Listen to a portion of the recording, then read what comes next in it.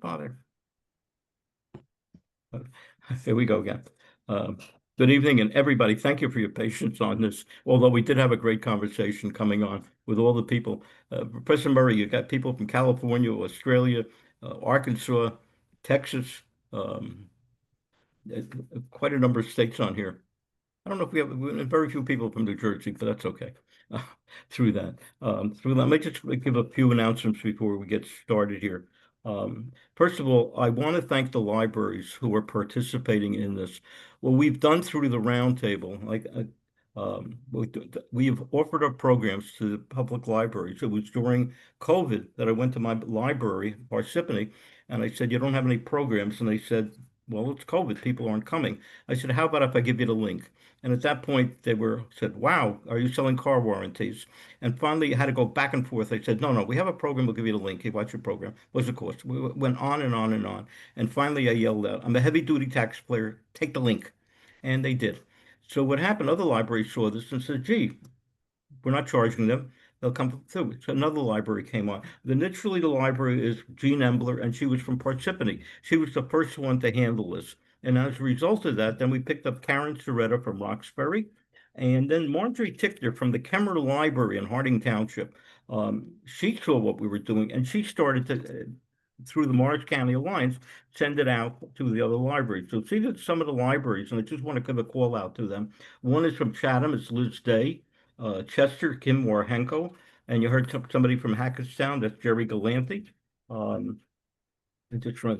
There's the Kemmerer Library, again, Marjorie Tickner, the Lincoln Park Library, Alex McKinstry, the Mendham Township Library, April Kirchendorf, Mountain Lakes, Jennifer Lynch, and I mentioned Parsippany, Rockaway Township, Rachel Franklin, I mentioned Kara from Roxbury, and we also have Washington Township, and the life of me, I misplaced the name. So those are the libraries who are carrying the program, and we offer that free. And if anybody's out there and they want to give it to your library or mention library, we will send you the link, and that's about the extent of it. Then we make it a further point, and what we've done, again, as our public service, that where we've had the speakers on and they have a book, we have donated that book to the library, and we'd like to do it again. Okay, now for Professor Murray. Professor Murray is Assistant Professor of History, Director of the George Tyler Moore Center for the Study of the Civil War, Shepherd University, Shepherdstown, West Virginia. Is a military historian with a specialization in the American Civil War. She's a prolific author and sought-after speaker. She's currently working on a full-length biography of George Gordon Meade, tentatively titled Meade at War. She's the author of On a Great Battlefield, The Making, Management, and Memory of Gettysburg National Park, 1933 to 2023. She returns to us. This is her fifth lecture with us in a reprisal. This is a phenomenal series we've had here. We've had tonight we have 114. We've averaged about 120 or 125 in our lectures here. And we're looking forward for her. And now she's she's coming back in October. I think you people, I've told her before, when we have something, and a topic has to be fully discussed, we will have the speaker discuss that topic rather than rush through at the end of a lecture. And that's why she's number one and number two. And again, we're all looking forward to this lecture tonight. Professor Murray, thank you. Okay, great. Thank you for that introduction. I'm going to screen share so you guys can see my PowerPoint. Or does someone have to authorize me to screen share on your end? Here we go. I got it.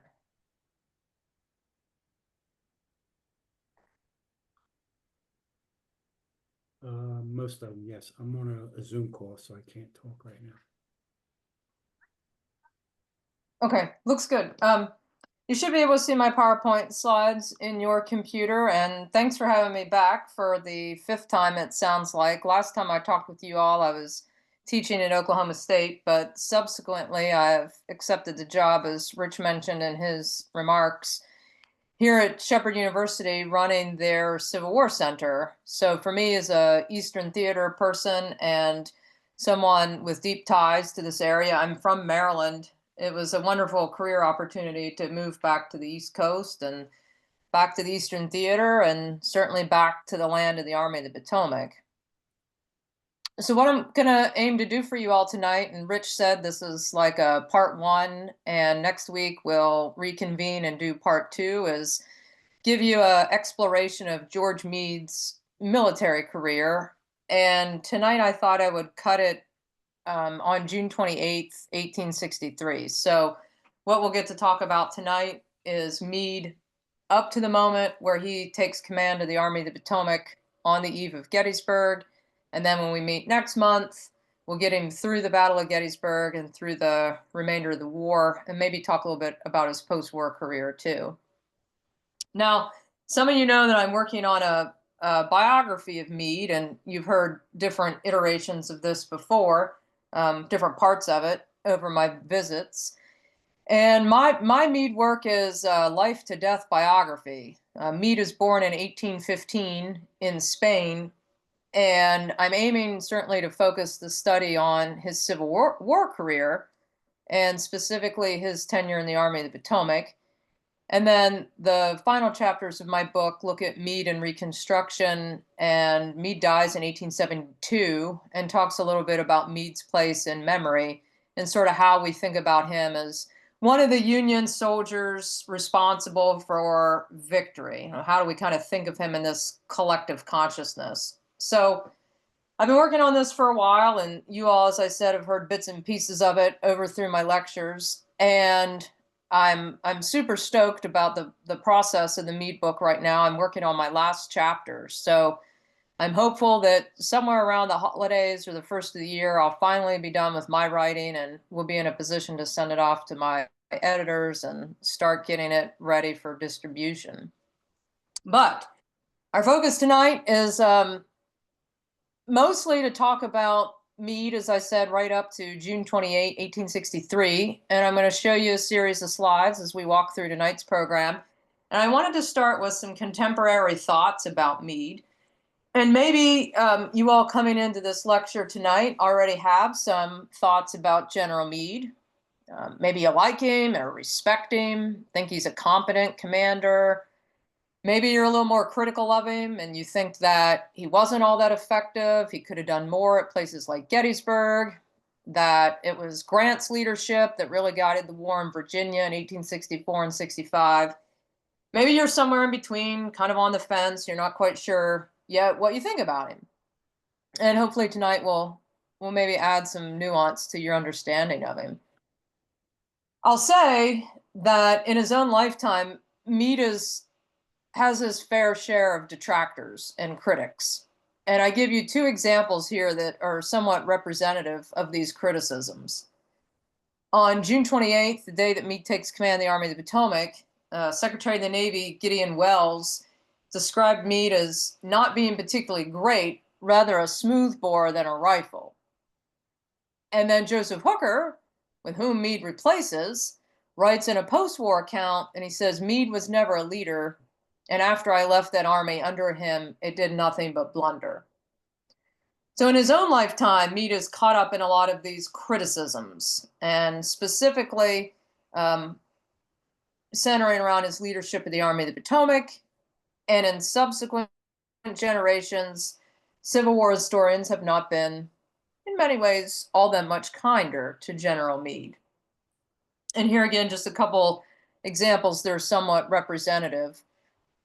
Some of you might have read Lincoln Finds a General. It's a bit of a dated book by now, but it was written by T. Harry Williams, who used to be a professor at Louisiana State University. And Williams is really critical of Meade in his work. And he described Meade as being competent in a routine sort of way. And centering Meade and his leadership at Gettysburg, the book that comes out in 2013 by Alan Gelzo, titled Gettysburg, The Last Invasion, I give you 2 examples of how Gelzo interprets Meade at the Battle of Gettysburg, thinking that the victory there in South Central Pennsylvania had less to do with Meade than it did with a bevy of other minor characters, meaning everyone that Meade surrounds him with, all his subordinates.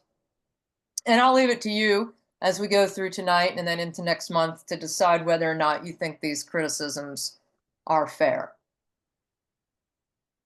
So like I said, I'm aiming to get us through June 28, get us up to June 28, 1863, looking at Meade's pre-Gettysburg career.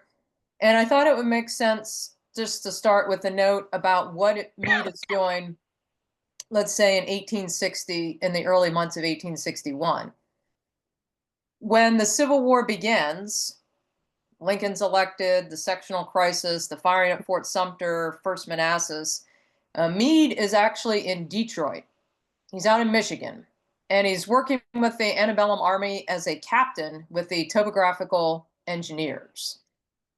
And Meade is working specifically on some surveys of the Great Lakes.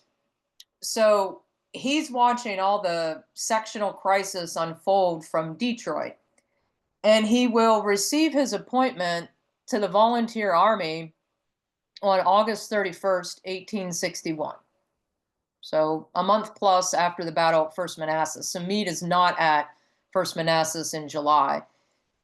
He will get his appointment as a brigadier general on August 31st, 1861. He'll leave his position in Detroit and he will move east to meet his soldiers and to assume his first command in the American Civil War. One thing that's been interesting for me in writing about Meade is to look at him at multiple levels of command. Meade starts his Civil War career as a brigade commander. Then, as we'll see tonight, he's going to be elevated to division commander. Then at Chancellorsville, he has the opportunity to command a corps. And then, of course, Gettysburg and beyond, he's in command of the Army of the Potomac. So for me, writing this big biography on Meade, I get to trace his maturation of command. I get to trace Meade from brigade to army commander. And here, when he meets his brigade, he'll command about 4,000 Pennsylvanians in the Pennsylvania Reserves. And the guy on the far right of my PowerPoint slide is the governor of Pennsylvania, Andrew Curtin, a name probably familiar to a bunch of you, particularly if you're from the PA, New Jersey area. The Pennsylvania Reserves are Pennsylvania soldiers that are raised in excess of what the quota for the Commonwealth was. And if you do a little Civil War history, if you're interested in the Commonwealth, and you look at the Pennsylvania Reserves, this is it will become a crack shot unit. It's such an interesting unit in the Army of the Potomac. And the three guys on the left are the three brigade commanders. Meade, of course, and then to our left is his Gettysburg buddy, John Fulton Reynolds. And then situated in between them is Edward O.C. Ord. Ord, of course, will go on to do good things with Grant out west. But look at those brigade commanders. Three guys who will make pretty important contributions to the American Civil War and the Union war effort. Meade meets his new recruits at a place called Tenleytown. And really through the winter months, 1861 into early 1862, his new recruits, these Pennsylvania Reserves, spend their time drilling, right? Learning how to be a soldier. And it's pretty tedious, laborious, but Meade is determined to make these citizen soldiers into fighting shape. For the men in the Pennsylvania Reserves and for Meade, they will see their first combat in the spring of 1862 on the Virginia Peninsula. The guy on the right, of course, is General George McClellan, and McClellan has an idea to capture Richmond, the Confederate capital, by landing a large army of over 120,000 men at Fort Monroe, march them inland, it's about 60 miles, to the gates of Richmond. And for Meade, this is an important campaign because it's his first Civil War combat campaign experience. He'll be leading the Pennsylvania Reserves into battle here in the peninsula for the very first time. It's his baptism of fire. in the Civil War. And that moment comes specifically, and if you think about your Peninsula campaign history, that moment comes in the 7 Days fight. This is a series of battles just east of Richmond, and Meade and the Pennsylvania Reserves will meet the Confederates, the Army of Northern Virginia, for the very first time. And one thing that I've been really deliberate in doing when writing about Meade's leadership and looking at all these battles that he fought in the Civil War is trying to be fair and objective about how well he commanded his soldiers. You know, if you read like Civil War magazines sometimes, or you go in different blogs and formats, it's often a fun intellectual exercise to rank Civil War generals. You know, who are the 5 best Civil War generals or the 5 worst Civil War generals? And we should think about those descriptions. What does it mean to be the best or a good Civil War general? What characterizes a poor Civil War general? Losing in battle, I assume, right? High casualty rates. And I wanted some kind of benchmark that I could use to kind of be my through line through these chapters. And I read military history books. I'm an academically trained military historian. So I turned to John Keegan, one of the greatest military historians of our era. And he writes a lot on leadership. And he has this kind of great sentence that I think about often. And he says that the first and greatest imperative of command is to be present in person. Meaning, an effective leader needs to be present. Maybe that seems simple. But for me, then, when I look at Meade on these battlefields, like Antietam or like Gettysburg, I'm literally trying to figure out where he is. Is he commanding from the front? Is he leading troops into battle? Is he exercising authority? And the answer to all those questions is yes. You can trace Meade, his presence, on all of these Civil War battlefields. And one consistent theme that's very clear to me in my research is that Meade was present and led from the front. That he is representative, that he meets or exceeds John Keegan's criteria for a good leader. Here, for example, at the Battle of Glendale, one of the 7 Days fights, Meade is going to be, this is June 30, Meade is going to be trying to rally some of his Pennsylvanians, some of the men in the Pennsylvania Reserves, around this Confederate artillery position. And he's riding up from the front, trying to exercise command in the moment, and he's going to be shot. This is the first time that Meade is going to be wounded in the Civil War. He's hit twice. The first wound's not terribly significant. It's a minor flesh wound on his forearm. But the second wound is quite serious.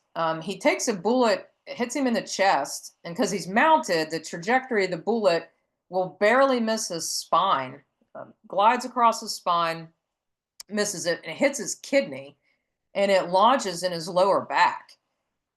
And it's terribly painful, but Meade continues to try to exercise command. He wants to continue to try to rally his troops, and his aides seem overwhelmed and overcome with pain. They help him off of his horse. They'll grab a mess cart, dump all the stuff out of it. They put Meade in this mess cart, and they escort him back to the rear. And it's clear that Meade needs pretty serious medical attention, you know, beyond like a field station. So he will be transported off of the Virginia Peninsula, and he gets on a steamer up through the Chesapeake Bay. He changes transportation in Baltimore, and then he ends up going back home to Philadelphia to recover. So Meade misses, if you know your Peninsula campaign history, he misses the big battle on July the 1st at Malvern Hill because he's already wounded and out of the action. And the wound is pretty severe. As I said, he recovers for 42 days. And against doctor's orders, his family physician is named Dr. Stalker. He says, "You're not yet well enough to come back into command," but against his physician's orders, Meade says, "I need to rejoin my command." And 42 days later, packs up and leaves Philly, and he goes back to the Army of the Potomac. This moment's also interesting because it's the longest absence that Meade will have from the Army. And if you look at his entire Civil War career, he is absent from the Army of the Potomac 109 days. And this is the biggest chunk of it, recovering from his wound at Glendale. And by the time Meade is back with his army, Peninsula Campaign is over, failure for McClellan, Richmond doesn't fall as Lincoln and the Northern civilians had hoped. War is going to shift in around Manassas for the Battle of Second Manassas in August. Meade will participate, Pennsylvania reserves will participate in Second Manassas. I don't consider that action really defining to Meade's military career. They don't get involved in a lot of significant action at Second Manassas. And for Meade, the next kind of big moment in his Civil War career comes after Second Manassas, and it will be the Battle of Antietam. So what we're looking at here in the map, of course, is a Civil War trust map showing us the move of the Union and Confederate armies into Maryland when Robert E. Lee decides to launch this risky gambit to invade Maryland in the fall of 1862. The Maryland campaign, and I teach now at Shepherd University, so I am 6 miles away from the Antietam battlefield. And for Meade, the Maryland campaign in the fall of 1862 is a critical moment. And my next couple slides will explain why. One thing about Meade is that he is absolutely aware of the imperative of promotion. This is a man who very much fixates on promotion. He's a West Pointer. He's a career Army officer. So, of course, his life is tied to promotion. And after he rejoins the Army from that wound at Glendale, he's talking about being bumped up from brigade to division command. And I share with you a letter here that he writes to his wife on September the 3rd. He says, "He's done his duty. My services then, I should think, added to those previously performed, that I may now fairly claim the command of a division." And it will be at the Battle of Antietam that Meade gets to command a division for the first time for him in the Civil War. What had happened is his division commander, John Fulton Reynolds, had been plucked from the Army of the Potomac and sent north to command militia in Harrisburg. If you recall, when the Confederate Army crosses the Potomac, there's a tremendous amount of hysteria and fear in Washington, D.C. and in Harrisburg. And the governor of Pennsylvania, Governor Curtin, is worried that the Confederate Army might come up and strike Harrisburg, or they might come up and strike Philadelphia. So he writes to Lincoln and he asks for a regular Army officer, preferably a Pennsylvanian, to be plucked from the Army of the Potomac and come and take command of about 20,000 Pennsylvania militia. And that soldier, like I said, is Reynolds. So Reynolds doesn't fight at Antietam, but for Meade, that means instead of being a brigade commander, he backfills Reynolds' slot. And these are his 3 brigades that will fight at Antietam. Truman Seymour on the left, who Meade finds a very competent general, will command the 1st Brigade. Underneath Meade is he's a colonel. His name is Albert Magilton. Meade doesn't get along with Magilton all that well whatsoever. I'll show you an example here in a minute. And then the 3rd Brigade will have 2 different commanders, Thomas Gallagher, who's going to be wounded at South Mountain, and then Robert Anderson, who will fight at Antietam on the 16th and 17th. So take Meade now to his next level of command, the division command. And the first place that he sees the Confederates in the Maryland campaign with his new division now, his 3 brigades, will be at the Battle of South Mountain. And here, we talk about Gettysburg a lot, where he's thrust into command the Army of the Potomac just 3 days before that battle. This is somewhat similar, although not Army command, it's just division command. But he's bumped up to division command just 2 days before the Battle of South Mountain. So he's only had 2 days to kind of learn the skills and what his subordinates are like. And they're going to be attacking here. Some of you might have been down to Antietam. Maybe you've done some of the South Mountain stuff. They will be attacking some of the most difficult, impregnable positions in the Eastern Theater. The South Mountain terrain is incredibly rough and very rugged. And if you can see where my cursor is over here on the right side of the screen, you can see Meade here managing his 3 brigades. So he's trying to move them in a way that they're able to outflank the Confederates, mostly Alabama troops, here at Turner's Gap. And he's successful. That fight on September the 14th, Meade and the Pennsylvania Reserves will secure Turner's Gap. They do so with about 10% losses, which is remarkable for an offensive attack to work. He loses just about 10%. It's 399 men. And he goes in with right around 4,000. And he writes in his official report, I mentioned the terrain issue. He says it's the most rugged country that he had ever seen. And here, in his first action as a division commander, he performs very well. So as the Union Army will pass through the South Mountain passes, they come down through Boonesboro, and then ultimately making their way into a position astride or alongside the Antietam Creek.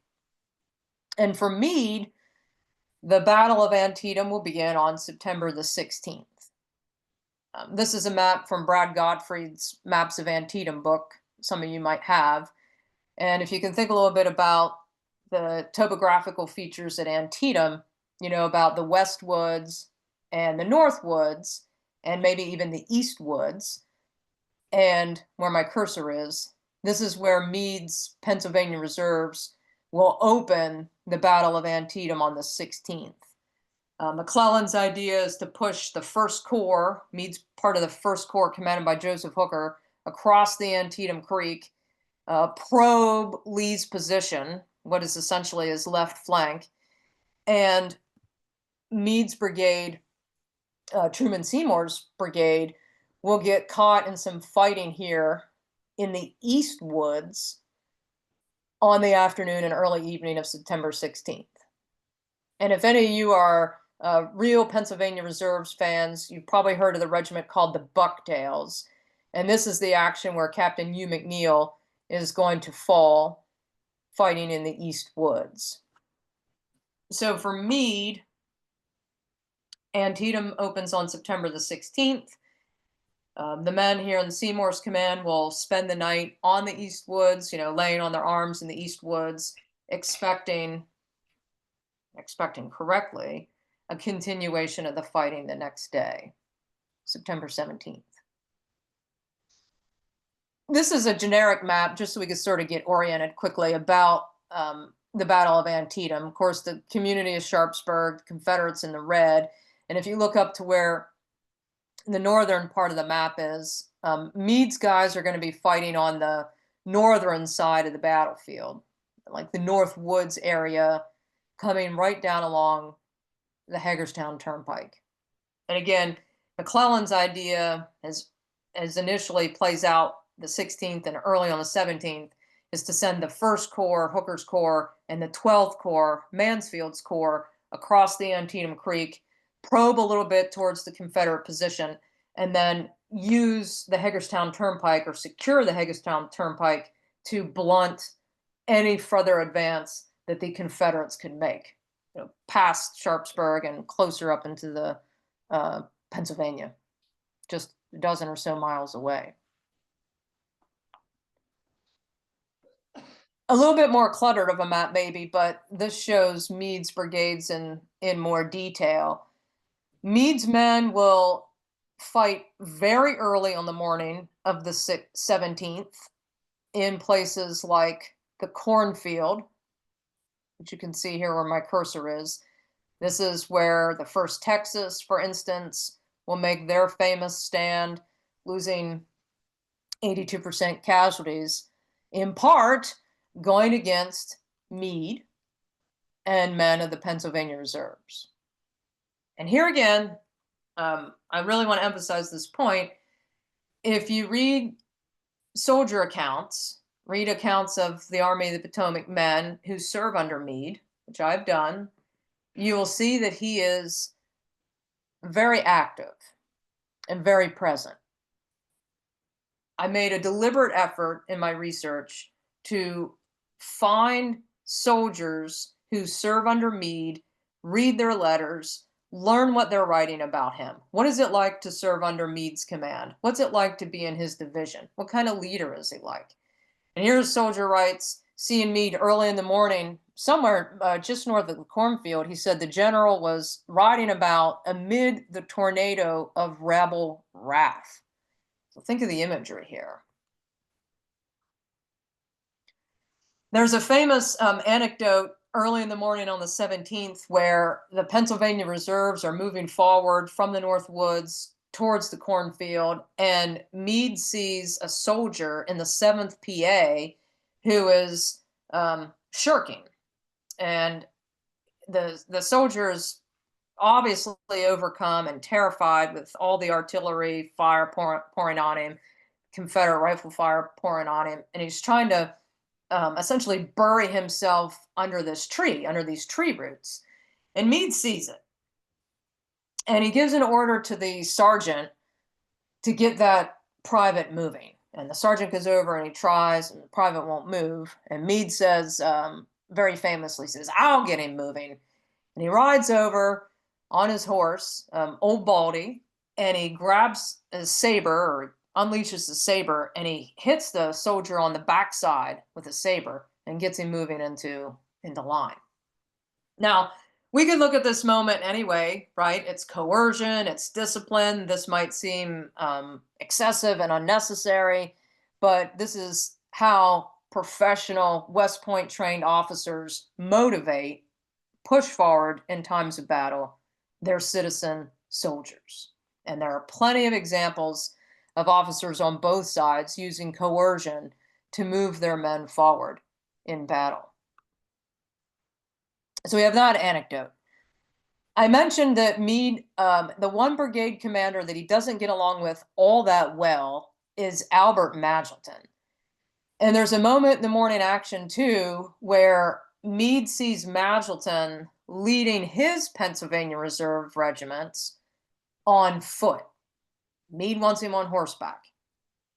You're elevated, you have a better view, command and control. You want your brigade commander on horseback. And Meade is furious with Magilton. So he rides over to Magilton and he confronts him, and a soldier sees this interchange between Magilton and Meade, and he chronicles it in his letter, and he says that Meade was wild with anger. He rides over to Magilton and just unleashes this sulfurious bath of vulgarity on his brigade commander. He wants it done this way, and Magilton didn't do it, and Meade is going to be the stern corrective. Into the cornfield they go. So again, you can trace Meade on the 17th at Antietam, again, a really defining moment in his Civil War career, all over the place that morning. The North Woods and around the Joseph Poffenberger farm, north of the cornfield. And sometime mid-morning, Meade is going to be riding his horse, the one in the image, Old Baldy, should be a familiar name to New Jersey folks here. And Meade is going to be shot. It's a kind of a contusion. It's a thigh wound. It's not serious whatsoever. But Old Baldy takes a shot in the neck. And Meade has to swap horses real fast, thinking that Old Baldy's wound is going to be fatal. The horse is going to be done for. It's another horse and continues on about conducting the battle. And the next day, September 18th, Meade's groomsman goes out to where Old Baldy was wounded, expected the horse to be dead, and he goes out and he sees him. It's this wonderful description. Old Baldy is standing up, chomping on some grass, alive and well. And Meade is thrilled to hear this. And I share what he writes about Old Baldy to his wife. He says, Old Baldy is doing well and good for lots of fights yet. And there he is. And Meade will ride Old Baldy into battle for the last time at Gettysburg. And Old Baldy will take his fifth and final wound on July the 2nd, 1863. One last point about Meade at Antietam is his corps commander, Meade's in the First Corps, like I said, Joseph Hooker, is going to be wounded. He's hit in the foot mid-morning 17th. And Meade is going to be elevated temporarily to command the First Corps. By this point, the First Corps is pretty much out of the fight. The fighting in the cornfield is over. The 12th Corps has come on. The battle was shifted in other directions. So Meade's mostly responsible for just regrouping the remnants of the First Corps back around the Poffenberger farm. But Meade is really honored by having temporary command of the First Corps. This is actually what a Meade letter looks like, y'all. So if you're interested in like reading original Civil War letters, this is one of Meade's letters. This is his handwriting here. And I pulled the sentence out that I wanted us to focus on for a second.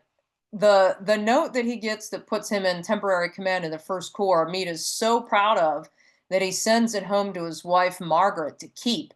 And he says, I wish this to be preserved as evidence of having done my duty. So Antietam, we moved from brigade to division to temporary corps command. The Maryland campaign in the fall of '62 is critical for George Meade. Now, another thing that's interesting for me about Meade at Antietam is the way he looks at Army Commander George McClellan.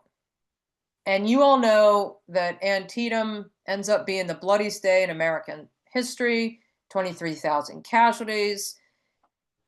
We can debate over whether or not it's a tactical draw. The Army of Northern Virginia will leave the field after the Battle of Shepherdstown, move back into Virginia.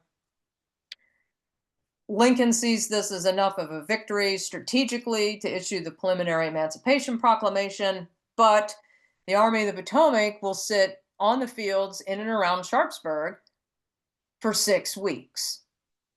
And this leads to a tremendous amount of frustration with Abraham Lincoln. Lincoln wants McClellan to do more. He wants him to move his army and pursue. This is interesting because these are the same criticisms that Lincoln is going to give to Meade in July of 1863. And here, Meade is writing about McClellan, and I share with you a quote. He says he thinks McClellan errs on the side of caution, and that a little more rashness on his part would improve his generalship. Now, I could give you that same quote, and we could say that's what someone says about Meade mid-July 1863. And of course, Lincoln is so frustrated with McClellan that he visits the Army of the Potomac in early October. He's here for a few days. The midterm elections will happen in early November, and one day after the midterm elections, Lincoln makes a decision to relieve McClellan of command. And this is very much a political calculus to wait one day after the midterm elections. Meade is a conservative Army officer, conservative West Pointer, very much of the same ideology as someone like McClellan. And Meade does not think it appropriate for the president, the commander-in-chief, to be meddling in military affairs. So when Meade learns that McClellan has been relieved of command, he's really despondent about it. And he says, what we are coming to, I cannot tell, but I must confess this interference by politicians with military men and these personal intrigues and bickerings by military men make me feel very sad and very doubtful of the future. And of course, McClellan is out. Army command transitions to Ambrose Burnside, and the trajectory of the operations with the Army of the Potomac and the Army of Northern Virginia will move south to the Battle of Fredericksburg.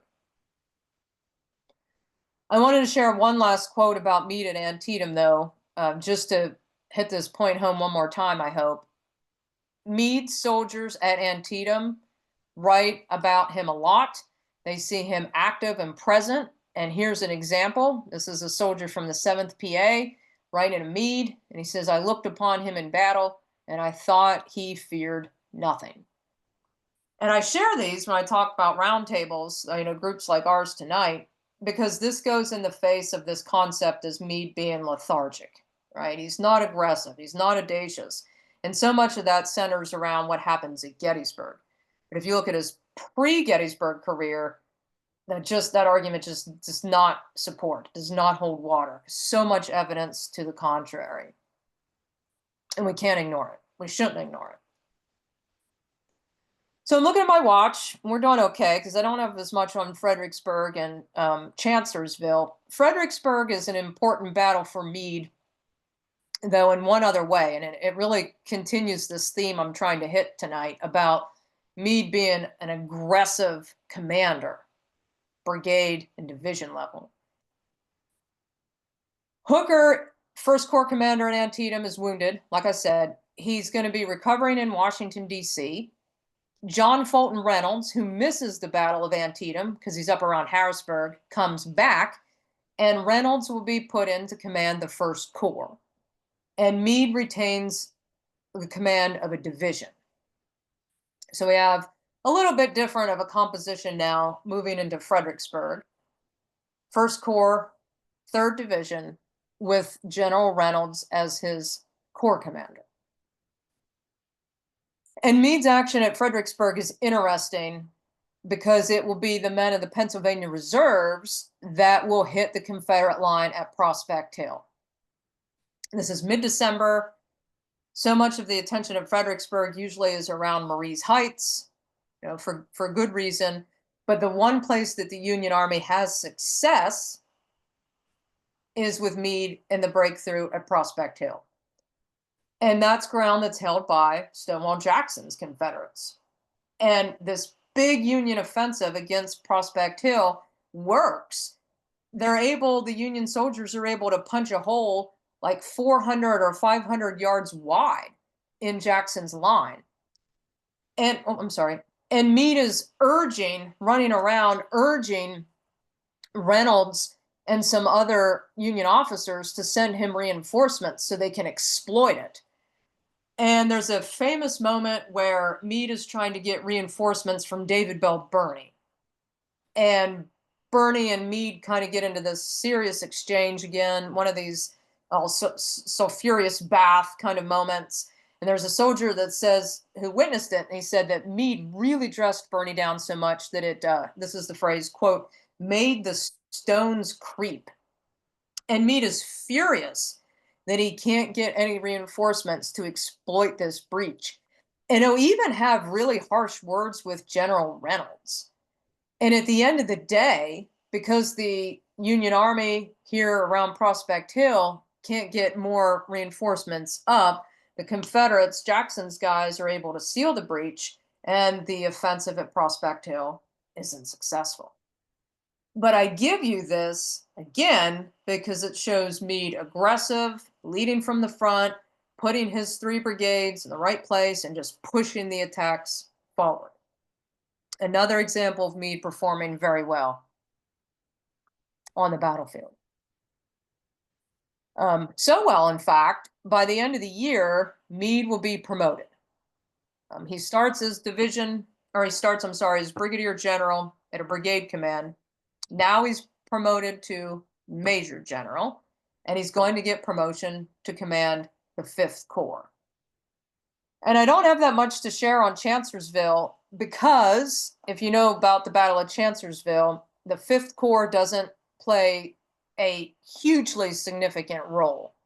Chancellorsville is a story about other Union Corps, like Oliver Otis Howard in the 11th Corps.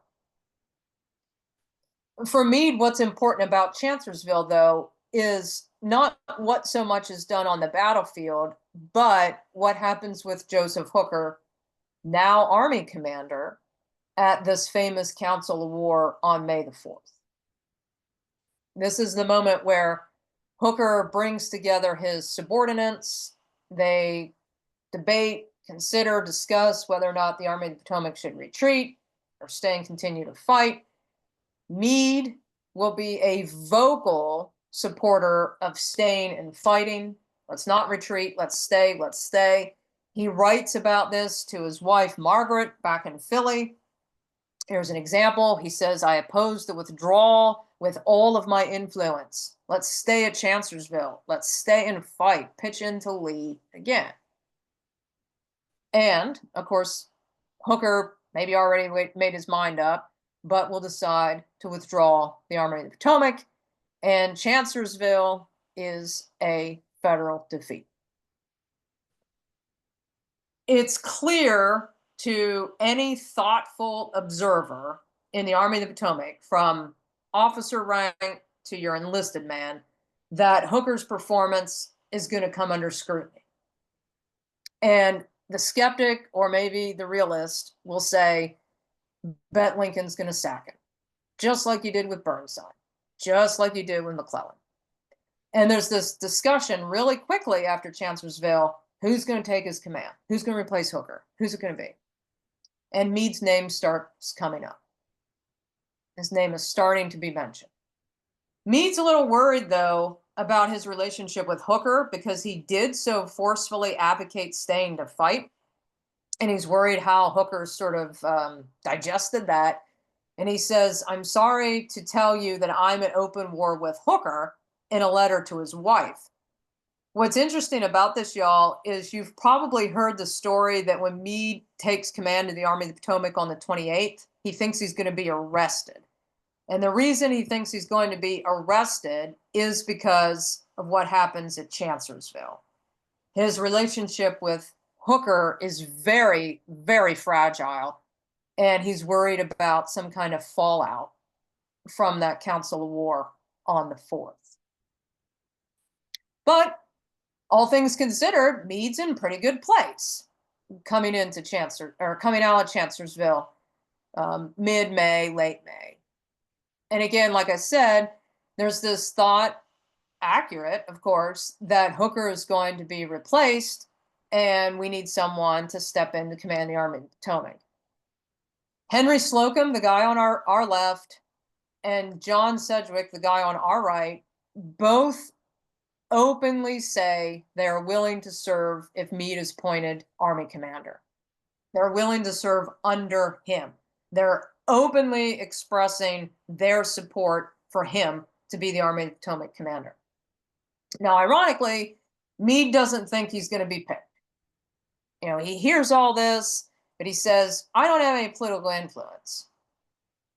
I'm unambitious of the distinction. It's hardly probable I shall be called on to accept or decline. So as you know, Hooker retains his position a little bit longer, and the Army of Northern Virginia, the Army of the Potomac, will begin moving out from their positions in and around Chancellorsville, begin moving north, ultimately up into Maryland, across the Mason-Dixon line, and up into Pennsylvania, leading us to the fight at Gettysburg. And on June 28, early in the morning, like 4 o'clock, 1863, Meade will receive the order to take command of the Army of the Potomac. Familiar faces here, I bet, but if you look at the guy on the bottom left where I have Hardy, James Hardy is the junior officer who will be tasked with taking the orders from Washington, D.C. out to the Army and handing them to Meade that puts him in command. Hardee will arrive, the Union Fifth Corps, Meade's Corps, is right outside of Frederick. And Hardee arrives to Frederick via train from Washington, D.C. Then he gets on a horse and buggy, and he's going out to find where the Fifth Corps is. And he locates Meade. Like I said, it's 4 o'clock or so in the morning, and the general's asleep in his tent. And Hardee goes in, wakes him up. Meade thinks he's going to be arrested because of what happened at Chancellorsville. And Hardee says, no, I don't mean to bring you any trouble. I'm here to give you this. And he hands him the orders, put him in command of some 93,000 men. And Meade says he's going to decline. He says no. And Hardee says it's not under consideration. It's an order. So Meade will organize himself kind of quickly. He'll ride over with Hardee to where Hooker had made his headquarters, which is an area called Prospect Hall. And he will meet with Hooker in what arguably, in my estimation at least, is one of the most important transition of command, not only in the Civil War, but any American conflict, early on the morning of June 28. When you all are down in the Gettysburg area next time, if you're interested in going down to Frederick, you can see where this transition of command occurred. The white building that's in the center of my photo is Prospect Hall. It's an opulent antebellum house, a mansion, if you want to call it that. This is the ground where Hooker had made his headquarters. But then this marker here, off to the right center, is about where Meade and Hooker meet. And it's the last slide I'll show you. It's an interesting marker too, because it's a huge piece of granite, and the granite is taken from Devil's Den. And it's put up in the 1930s by the Commonwealth of Pennsylvania. And I'll leave us with this thought, and I'll see what you guys want to talk about in the chat, and then we'll get back to this in October. But think of the moment here for the men in the Army of the Potomac. This is the 3rd Army commander in the year 1863. So the calendar year has brought 3 Army commanders. We've went from Burnside to Hooker and now to Meade. And for some of them, like this lieutenant in the 93rd New York, they're like, well, once more, the Army of the Potomac has changed commanders on the eve of an important campaign, and God only knows what this change will lead to. And in 72 hours, Meade is going to fight the biggest, largest battle of the American Civil War, and he wins. He wins. And that's what we'll get to explore next month in October. So I'm going to pull out of my PowerPoint, y'all, because I know we're right around 8, and I want to see what questions you might have about pre-Meade Gettysburg stuff. Or let me be the first one to speak on this. That's great. That's what a great lecture is. And really, thank you for this. Mundane manner before I forget. Don't forget to send me your address. Okay. Okay.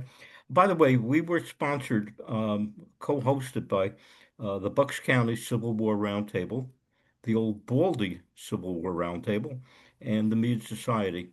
So there were 4 groups co-hosting this program. By the way, before I get everybody, we're going to be using the same link again. Don't lose it. I'll send it to you. We just learned our lesson this evening, but that's the same link.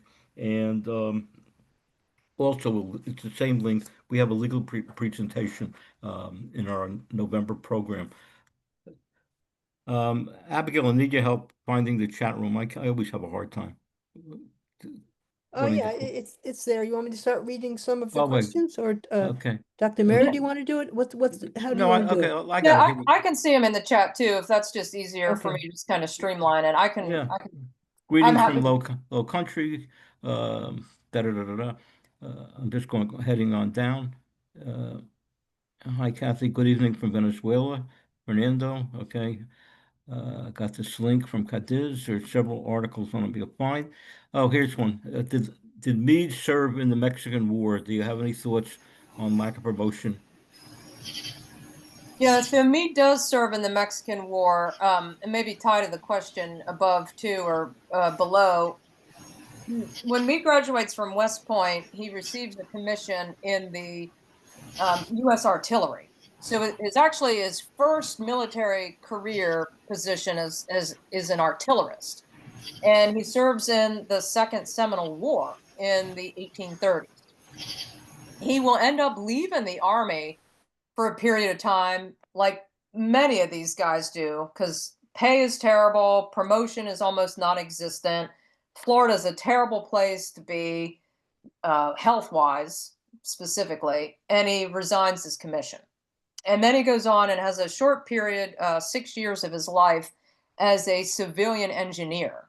This is the big Manifest Destiny sort of expansion where the U.S. Army is building railroads and roads and surveying rivers like the Mississippi River. Then what will happen is he wants some stability to his life. So he decides to rejoin the Army. And this time, because he's married by now, he's married to Margaret Sargent Meade. And Philadelphia folks, the Sargents might be a popular surname to you because Margaret's father was the vice presidential candidate in the 1832 election. So Meade marries into a pretty prominent, well-connected family.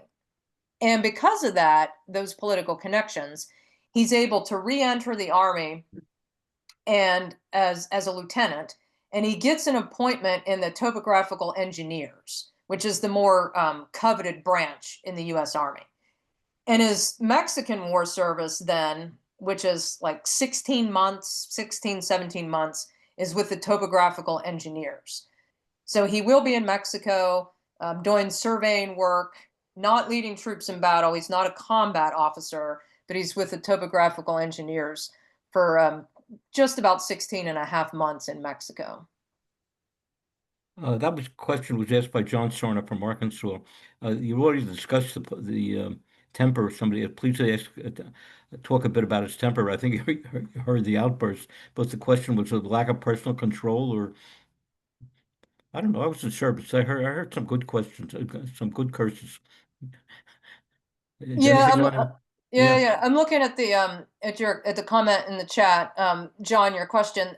Meade is certainly I write, the phrase I use in my book is he is prone to outbursts. He has fits of excitement.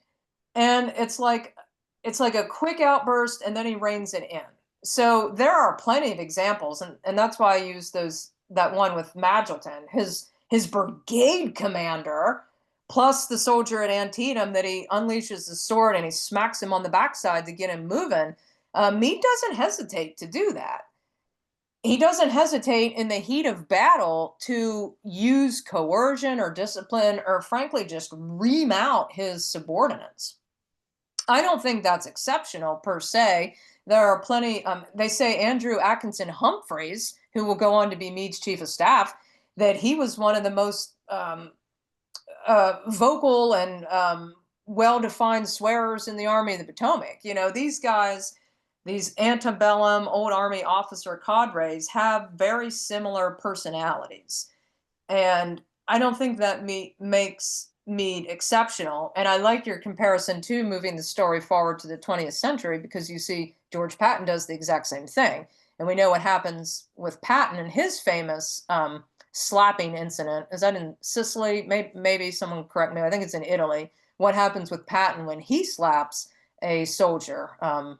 You know, the times are a little bit different, but kind of the moment and the impulse is the same. So I think that's a good comment, John from Arkansas. A good thought. Yeah. Let's see. Okay. It says, from your research compared to the fellow Army of the Potomac Division, how well was Meade able to read the room when it came exhausted? His soldiers were following a battle, and how serious were the needs? That's Dr. Braverman. Was that Dr. Braverman or John? No, my question is more on the mask of command. Okay, let her go finish this one then. All right, good. Okay. Oh, that's John from Arkansas. Hold on a second. Yeah, hold on. Let me read the question. John from Arkansas. Oh, okay. So maybe this is a question, John from Arkansas, that will make good sense next week or next month rather, because the best way to answer this question is to look at Gettysburg. That's the moment where Meade's leadership comes under the staunchest criticism. The most vocal criticism is that he wins at Gettysburg and he does not reconstitute his army and follow up and pursue. I have a lot of stuff to say about the pursuit. Of all the periods in Meade's military career that I write about, the pursuit is absolutely, from Gettysburg, one of my favorites. Because so much of what we think we know about Meade is, well, he doesn't follow up. The Army of the Potomac doesn't pursue. Lee escapes. And none of that is true. Not at all. Meade moves the Army of the Potomac in a pursuit. They are neck and neck with the Army of Northern Virginia. They are at Falling Waters. They are along the banks of the Potomac River.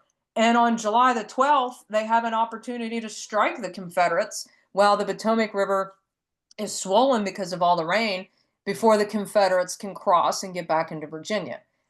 They don't take that opportunity, which we'll see next week. But we have to your question, John from Arkansas, we have to think about how the Army of the Potomac was battered during the 3 days at Gettysburg. They lose 23,000 men. They're low on supplies. They're low on food. What does it take to fight a battle and to reorganize, resupply, refit, feed your men, and unleash them on a pursuit? And that's incredibly difficult, incredibly difficult. So I think the comments about Meade not doing enough from Gettysburg are unfair and unjust because of the condition of the Army after July the 3rd. And we can dive into that next month too. Okay, here's Dr. Braverman's. John Keegan also wrote The Mask of Command. General Meade incredible, but may lack the mask of command. Does he lack? You read the question. Yeah, the charisma and the like Mac and the sail. I shall return, or the whole flair associated with command, like Sherman has it too. All right, let her. Yeah. Dr.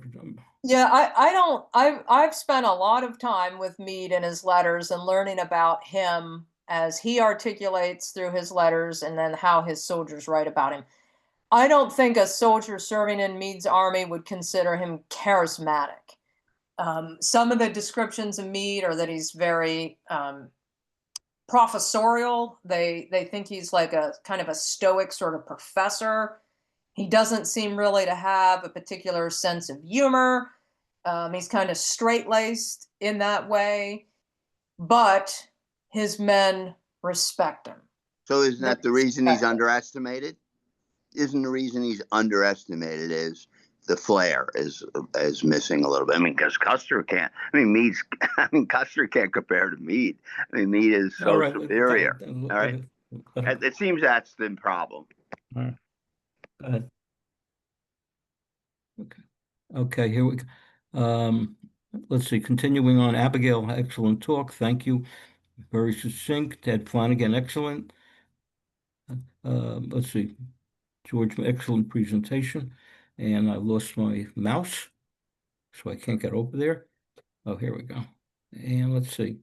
Excellent presentation. 2 questions. George Milrod. First, I've been referring to an old bio by Freeman Cleaves from 75 years ago. Can you tell us what sources you will bring and how your approach will update it?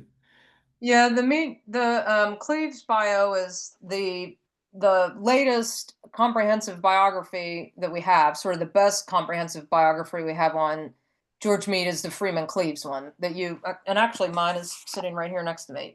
Meade at Gettysburg comes out during the Civil War centennial, and Cleaves does a pretty good job looking at Meade's military career and his life, but it's over 60-some years old by now. So it's an opportunity to do an updated, modern treatment of Meade.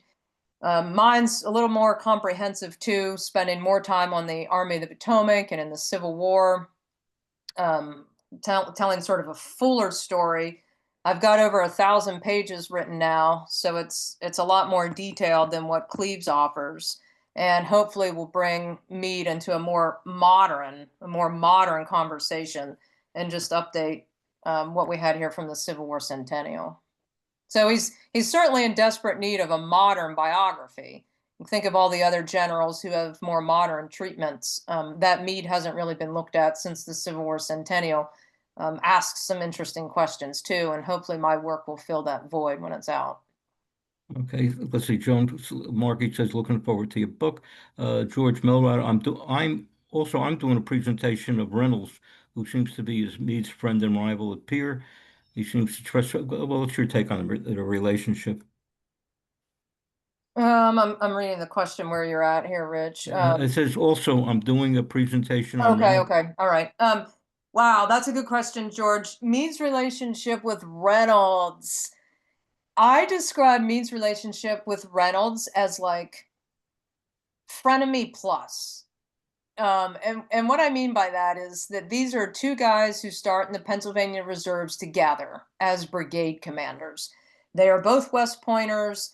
They are antebellum Army officers. They're both incredibly careerist, promotion oriented.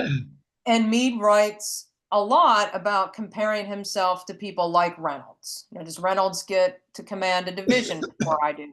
That really upsets me. Does Reynolds get promoted before I do? That's really going to upset Meade. So they're like keeping an eye on one another's careers. And sometimes Meade maybe is a little resentful of that. But in terms of like their command relationship, and I use Fredericksburg there as an example, Meade and Reynolds really get into it after the Battle of Fredericksburg. Meade goes to Reynolds' headquarters and he is furious that Reynolds did not reinforce him at the breakthrough on Jackson's line. They get into it. What's interesting though is like the outburst in this disagreement, but we have this notion of Meade being really irascible and his personality, and he's really contemptible, but he's also able to have a disagreement with someone and move on. And I say that because it doesn't color, this disagreement doesn't color Meade's views of Reynolds whatsoever. I mean, look at the trust and authority that he puts in him on the eve of the Gettysburg campaign. So it's an example of someone that he can have a dispute with, Reynolds, but someone he has, without question, the utmost professional respect. There's no one other than Reynolds that Meade wants to be the tip of the spear going into Pennsylvania in the summer of 1863. Let's see, the next one, Mike Popolowski. In the Mexican War, I guess, did Meade, while in the topographical unit, work with Robert E. Lee? Yeah, what I can find about that is one confirmed instance where Meade and Lee will meet. I have one confirmed moment where these two men will meet, but they're not working with one another or even on the same staff or the same team. What I've looked at is one moment that I can confirm with multiple sources where they met one another. See, and Shay is going to be running our Civil War legal presentation. By the way, your students may really appreciate that. We're the only Civil War roundtable to do a legal presentation by lawyers. It's our 21st year of doing this, and you have to be an attorney to be a participant in it. And one year program was actually selected for continuing legal education with the attorneys paid for it. We got it first for free. Meade was a Democrat. What impact did he have a political affiliation mean for his Civil War service? Well, we'll see that next month in a lot of ways. The Joint Committee on the Conduct of the War, which investigates Meade after Gettysburg, is mostly run by Republicans, radical Republicans.